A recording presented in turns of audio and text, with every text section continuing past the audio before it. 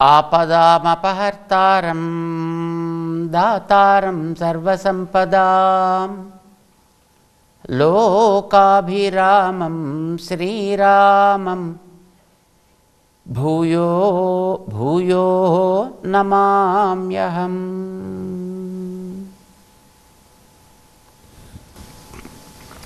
జై శ్రీమన్నారాయణ. ప్రియ భగవద్బంధువులారా, ఆత్మసాక్షాత్కారానికి సంబంధించినటువంటి దశలు, యోగ విపాక దశలు 4 చెప్తున్నాడు. 6వ అధ్యాయంలో 29వ శ్లోకం దగ్గరించి శ్రీకృష్ణ పరమాత్మ అందులో మొదటి దశను గురించి మనం తెలుసుకునే ప్రయత్నం చేస్తున్నాం. 29వ శ్లోకంలో దాని గురించి చెప్పే శ్రీకృష్ణుడు సర్వభూతస్థం ఆత్మానం సర్వభూతాని చ ఆత్మని యోగయుక్తాత్మ ఈక్షతే సర్వత్ర సమదర్శన, అన్నిటినీ సమానముగా చూడగలుగుతాడు. ఈ యోగ అభ్యాసం చేసేటటువంటి వ్యక్తి ఏమిటి సమానంగా చూడడం అంటే మనిషి గాడిద ఒకటే, గుర్రము గాడిద ఒకటే, పంది కుక్క పిల్లి ఒకటే. ఇదా సమానంగా చూడడం సమదర్శనం ఇదా? కొంతమంది అంటుంటారు కదా, నువ్వు మనిషివే నేను మనిషినే, నీలోనూ రక్తం ఉంది నాలోనూ రక్తం ఉంది, నువ్వు గాలి పీలుస్తున్నావు నేనే నువ్వు తిండే తింటున్నావు నేనే తిండే తింటున్నాను, ఏమిటి తేడా నీకు నాకు? ఇలా మాట్లాడేవాళ్ళని కొంతమంది మనం గమనిస్తూ ఉంటాం. తేడాలున్నాయి, వ్యక్తుల్లో తేడాలున్నాయి, ప్రభావాల్లో తేడాలున్నాయి, భావాల్లో తేడాలున్నాయి. ఈ తేడాలన్నీ ఉన్నాయి కదా, ఇవన్నీ ఎట్లా వచ్చినవి? ఏమిటి అక్కడ సమదర్శనం దీన్ని గతంలో మనకి 5వ అధ్యాయంలోనే బహుశా 18వ శ్లోకంలో ఒకసారి వివరించాడు. విద్యా వినయ సంపన్నే బ్రాహ్మణే గవి హస్తిని సునిచ స్వపాకేచ పండితాః సమదర్శన. సమదర్శనులంటే ఏమిటో చెప్పాడు ఆయన. బాగా చదువుకున్న వ్యక్తి అయినా లేదు ఒక సామాన్యుడైనా, ఆవైనా ఏనుగైనా, సునకమైన సునక మాంసాన్ని తినేవాడైనా ఒకటే అని చెప్పలేదు కృష్ణుడు. అక్కడ ఒక సప్తమి విభక్తిని ప్రయోగించి చూపించాడు. దాని యందు దాని యందు దాని యందు ఉండేదేదో అది సమము అని చెప్పాడు ఆయన. గుర్తించాల్సింది శరీరాలకి మనం ఆధారం, మనకి శరీరం ఆధారం. ఇది మనం మొట్టమొదటి లెవెల్లో మనం గుర్తించాల్సింది. సమదర్శనం మనకి ఏర్పడాల్సింది ఆ రకంగా. దీనివల్ల తెలియాల్సింది కూడా మనం అనుకున్నాం, నా శరీరానికి నేను ఉపద్రవం రావద్దని ఎలా అనుకుంటాము, దోమ కూడా తన శరీరానికి ఉపద్రవం రావద్దని అలాగే అనుకుంటుంది. ఇప్పుడు చూడండి, వాల్మీకి ఆ గుర్తింపు అతనికి ఉంది కనుకనే ఒక పక్షికి దెబ్బ తగిలితే ఆ దెబ్బ తగిలినప్పుడు అది రక్తం కారి అది ఏడుస్తుంటే విలపిస్తుంటే తను కూడా అట్లాంటి వాడే కనుక అది తనకి తగిలితే ఎట్లా అనుభవిస్తాడో పక్షికి తగిలిన ఆ పక్షి అలాగే అనుభవిస్తోంది అక్కడ. కనుక తను తగలకపోయినా ఆ భావంలో తను ఉండడం చేత, ఆ విజ్ఞానం అతనికి ఉండడం చేత, ఆ భావ పరిపాకం అతనిలో ఏర్పడడం చేత తను కూడా పక్షిలాగా ఏడిచాడు. ఏడ్చిన పక్షికి మాట రాదు కనుక అదేం అనలేదు. కానీ ఏడ్చిన వ్యక్తి మనిషి కనుక ఇతనికి మాట్లాడడం వచ్చును కనుక మా నిషాద ప్రతిష్టాంతో అగమ అని ఇతను మాట్లాడగలిగాడు. ఇతను రెండవ మెట్టు ఏమిటి? 30వ శ్లోకంలో చెప్తున్నాడు, యో మాం పశ్యతి సర్వత్ర సర్వంచ మయి పశ్యతి తస్యాహం న ప్రణశ్యామి సచ మే న ప్రణశ్యతి. యో మాం పశ్యతి సర్వత్ర, జీవులు మనకి వేరుగా తెలిసారు ఇప్పుడు. అంటే నేను శరీరాన్ని కాను, నేను శరీరం కంటే వేరు, ఈ జ్ఞానం కలిగింది ముందర. అయితే నేను నా ఇష్టం వచ్చినట్టు ప్రవర్తించగలుగుతున్నానా? శరీరం కంటే నేను వేరే, కానీ నా ఇష్టం వచ్చినట్టుగా ఇప్పుడు నేను ప్రవర్తించగలనా అంటే ప్రవర్తించలేము మనం. ఎందుకని అంటే మన వెనకాల నడిపించేటటువంటిది మరొకటి ఏదో ఉంది. మన శరీరాన్ని నడిపించే వాళ్ళమైనా, నడిపిస్తున్నామని మనం అనుకుంటున్నా, మన వెనకాల నడిపించేదేదో మరొకటి ఉంది. బహుశా ఆ మన వెనక నడిపించేది అందించే శక్తి ప్రభావం చేతనే మనం ఎదురుకుండా ఉండేటటువంటి ఈ శరీరాన్ని కూడా బహుశా నడిపిస్తున్నావేమో. అంచేది ఎదుట శరీరాన్ని నడిపించడంలో కూడా మనకి స్వాతంత్ర్యం అనేటటువంటిది తక్కువే కాదు, లేదు చెప్పేచ్చు. మన వెనకాత నడిపించేది ఎవరు అంటే ఆ వెనకాత ఉండేదేదో మనకంటే ఒక పెద్ద పవర్, ఒక సుప్రీం పవర్. దానికి ఒక పేరు పెట్టాడు. దానికి మనం పేరు పెట్టుకున్న దానికి ఒక దైవం, దేవుడు, పరమాత్మ, పరంబ్రహ్మ, పరంజ్యోతి, పరాకాశం, నారాయణ, విష్ణు, కృష్ణ, రకరకాల పేర్లు మనం పెట్టుకున్నాం. సో ఏ పేరు నువ్వు పెట్టుకున్నా పర్వాలేదు. అయితే పెట్టుకోవడం మన ఇష్టం వచ్చినట్టుగా మనం పెట్టినవి కాదు. అది వాటికి సంబంధించినటువంటి గ్రంథాలు ఉన్నాయి కనుక ఆ గ్రంథాలు మనకి దానికి సంబంధించిన పేర్లపై దాని యోగ్యతలను బట్టి ఇలా ఉంటాయి అని అవి మనకి చెప్పాయి. అయితే ఇవన్నీ ఒకే శక్తి విశేషంతో నడుస్తున్నాయి. అది నేనే నయ అని చెప్తున్నాడు. చేత యో మాం పశ్యతి సర్వత్రా అన్ని ఆత్మల చోట కూడాను ఏ జీవుడైనా సరే, ఎక్కడుండే జీవుడైనా, వాడు దేవ, తిర్యక్, మనుష్య, స్థావర, ఏ స్థానంలో ఉన్నవాడైనప్పటికీ సర్వత్రా, అక్కడ ఆ త్రాలనే పరిచయం స్థానాన్ని చెప్తుంది. అది సర్వత్రా ఎక్కడ ఉండేటటువంటి జీవుడైనప్పటికీ కూడా మాం, నన్ను ఆధారముగా కలవాడే అయి ఉన్నాడు. సర్వంచ మయి పశ్యతి, సర్వం ఆ శరీరాలకి ఆధారాలుగా ఉండేటువంటి జీవుళ్ళు, ఈ ఆత్మలన్నీ కూడా మయి, నా మీద ఆధారపడ్డవిగా ఎవడు గుర్తిస్తాడో. ఇది రెండో మెట్టు చూసారా? మొట్టమొదటి దేహాల కంటే జీవుళ్ళు వేరని చెప్పాడు ఆయన, అంతవరకు గుర్తించమని చెప్పాడు. ఈ ఆత్మ మీద అవి ఆధారపడి ఉన్నాయి, వాటి మీద ఈ ఆత్మ ఆధారపడి ఉంది అని చెప్పాడు మొట్టమొదట.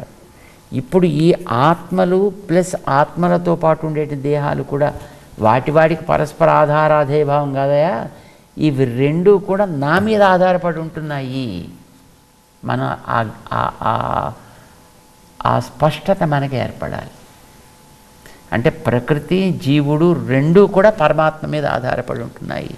యో మాం పశ్యతి సర్వత్రా, నేనే ఆధారంగా ఎవడైతే చూస్తాడో ఈ వీటన్నిటిని, సర్వంచ మయి పశ్యతి. సర్వము అంటే దాంట్లో రెండు ఉన్నాయి, ఒకటి ప్రకృతి, రెండు జీవుడు. అంటే భూతాల యొక్క కలయిక, దాని శరీరంగా చేసుకున్నటువంటి జీవుడు. ఈ ఇద్దరూ కూడా మయి పశ్యతి, మయి నా మీద ఆధారపడ్డవిగా ఎవడైతే గుర్తిస్తాడో, అలా గుర్తించినటువంటి వాడికి తస్యాహం న ప్రణశ్యామి, వాడిని నేను ప్రణాశనం, వాడికి నాశనము లేదు. సచ మే న ప్రణశ్యతి, వాడు నన్ను కూడా నాశనం చేయలేడు. నేను వాడిని నాశనం చేయను, వాడు నన్ను నాశనం చేయడు. ప్రణాశము అనే పదం చాలా అద్భుతమైన పదం అండి. అందుకే మనకి నాశము అంటే అది పాడైపోవడం, ప్రణాశము అంటే పూర్తిగా నాశమైపోవడం కాదు. ఇక్కడ అర్థం అది కాదు. ఇక్కడ నాస్ అనేది ఒక సంస్కృతంలో అతి అందమైనటువంటి ఒక ధాతు, ఒక రూట్. దాని అర్థం కనిపించకుండుట, నస్ అదర్శనే. కనిపించకుండుట, ప్రణస్ బొత్తిగా కనిపించకుండుట, న ప్రణస్ అసలు కనిపించకపోవడం అనేది లేదు. అర్థమైంది? ఎప్పుడూ కనిపిస్తూనే ఉంటా. తస్య అహం న ప్రణశ్యామి, వాడికి నేను కనిపించకపోవడం అనేది లేదు. అర్థం, నేను వాడికి ఎప్పుడూ కనిపిస్తూనే ఉంటా. సచ మే న ప్రణశ్యతి, వాడు కూడా నా విషయంలో న ప్రణశ్యతి చూడకపోవడం అనేటటువంటిది లేదు. అర్థాత్ ఎప్పుడు వాడు చూస్తూనే ఉంటాడు. నేను వాడికి ఎప్పుడూ కనిపిస్తుంటా, వాడు నాకు ఎప్పుడూ కనిపిస్తూ ఉంటాడు. ఈ తమాషా చూడండి. అంటే ఇందాకట్లాగే మనకు కూడా తెలియాలి. ఇక్కడ కూడా మనం చెప్పుకున్నాం, ఉడికే బియ్యంలో ఒక బియ్యపు గింజని మనం కొంచెం పట్టుకుని చూసినట్టయితే అది ఉడికిందా లేదా అనేది ఎట్లాగైతే మనం ఆ గిన్నెలో ఉండేవన్నీ మనకి ఉడికినట్టుగానే ఎట్లయితే ఒక అవగాహన ఏర్పడుతుందో, ఏమంటాను దీన్ని? స్థాళీ పులాక న్యాయము. స్థాళీ పులాక న్యాయం. స్థాళీ అంటే పాత్ర, పులాకం అంటే ఒక ఉడికినటువంటి ఒక బియ్యపు గింజ. అంటే ఒక బియ్యపు గింజని పట్టి చూస్తే అన్నీ ఉడికినట్టుగా ఏదో మెతుకుని చూస్తే అని అంటుంటాం కదా. అట్లాగా ఒక చోట ఒక ఆత్మని గురించి నువ్వు తెలుసుకున్నట్టయితే నిన్ను గురించి నువ్వు తెలుసుకోముందరా. నువ్వు నీ ఇష్టం వచ్చినట్టు చేయగలుగుతున్నావా? నువ్వు నీ ఇష్టం వచ్చినట్టు ప్రవర్తించగలుగుతున్నావా? నువ్వు నీ ఇష్టం వచ్చినట్టు ఆలోచించగలుగుతున్నావా? నువ్వు నీ ఇష్టం వచ్చినట్టు జ్ఞాపకం పెట్టుకోగలుగుతున్నావా? ఏమీ లేదు. ఇప్పుడు వేగంగా పరిగెడుతున్నాడు, ఒకడు నడవలేకపోతున్నాడు. ఈ ప్రవృత్తిలో మార్పులు రావడానికి కారణం, రంగుల్లో మార్పులు రావడానికి కారణం, పేర్లలో మార్పులు రావడానికి కారణం ఆ ప్రకృతి కాదు. కారణం జీవుడు వెనకాతలు ఎవడైతే దాన్ని ధరించి ఉన్నాడో వాడు కారణం అని ఎట్లయితే మనం చెప్తున్నామో, జీవుల్లో ఈ రకమైనటువంటి కర్మ మార్పులు రావడానికి కారణం వాళ్ళు కాదు. వాళ్ళ చేత ఆయా కర్మని అనుభవింపచేసేటట్లుగా వెనక ఉండి నడిపించే పరమాత్మ ఒకడున్నాడు. శరీరాల మార్పులకి అతీతంగా ఏకాకారం కలిగిన జీవులు ఎట్లా ఉన్నారో, కర్మలలో తారతమ్యం కలిగినటువంటి ఆ జీవుల వెనకాతల వాళ్ళని నడిపించేటటువంటి ఏకాకారుడు ఒకడున్నాడు. వాడు నేనేనయా అన్నాడు కృష్ణుడు. ఆ పరమాత్మని నేనే సుమా అంటూ తనని గురించి తను చెప్పుకుంటున్నాడు ఆయన. బట్ ఇక్కడ మనం గుర్తించాల్సింది ఏమిటి? ప్రకృతి తన ఇష్టం వచ్చినట్టు ప్రవర్తించదు, నడిపే జీవుడు తన ఇష్టం వచ్చినట్టు ప్రవర్తించడు. జీవుడికి శక్తినిచ్చేవాడు ఈయన, అది ఆ జీవుడు కర్మను బట్టి. జీవుడు జ్ఞానంతో నడిపించేది ప్రకృతి, అది వాడి కర్మని బట్టి. రెండిటికి జీవుడి కర్మే కారణం చూడండి. ప్రకృతిలో మార్పులు, శరీరాల్లో మార్పులు రావడానికి జీవుడి కర్మ కారణం.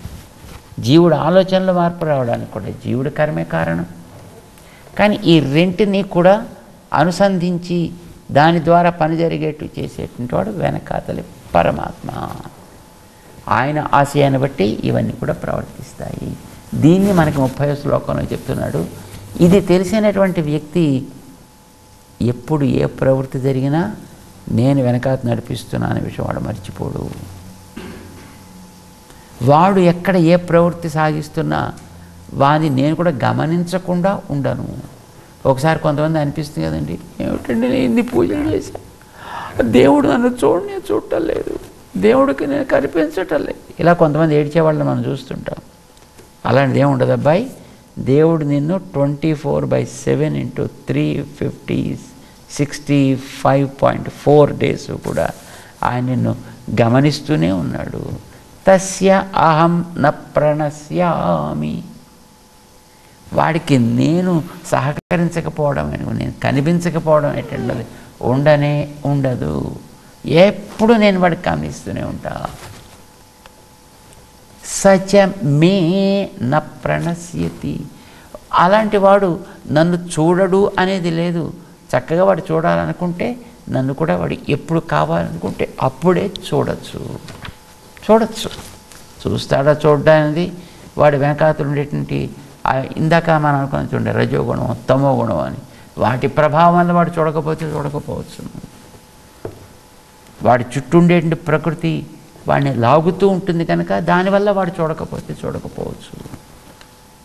కానీ తను కనిపించకపోవడం లేదు. ఇప్పుడు సూర్యుడు ఆకాశం వెలుగుతూ ఉంటాడు, ఆయన వెలుగుతూనే ఉంటాడు.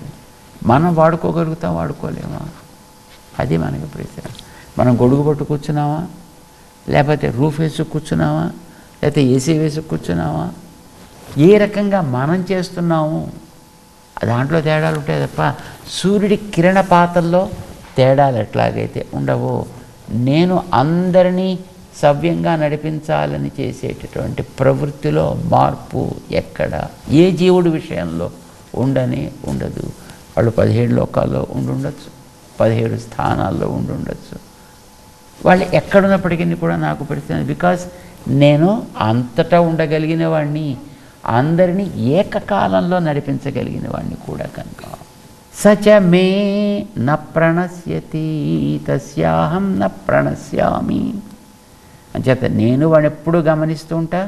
వాడు ఎక్కడ ఏ చిన్న పని చేసినా, ఏ చిన్న మంచి పని చేసినా భేష్ అని వాడిని భుజం తట్టడానికి వీలుగా నేనుంటా.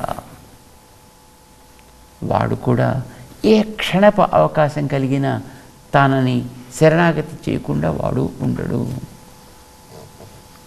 ఇది రెండవ మెట్టు. మొదటి మెట్టు జీవుడు వేరు అని తెలియడం. రెండవ మెట్టు ఆ జీవులందరూ కూడా ఒక భగవంతుడి యొక్క ఆదేశంతో ప్రవర్తించే వ్యక్తులు. ఆ జీవులే కాదు, జీవుల వల్ల సాగేటటువంటి దేహాలు కూడా ప్రవర్తింపచేసేటువంటి వాడి మీదే ఆధారపడి ఉంటాయి.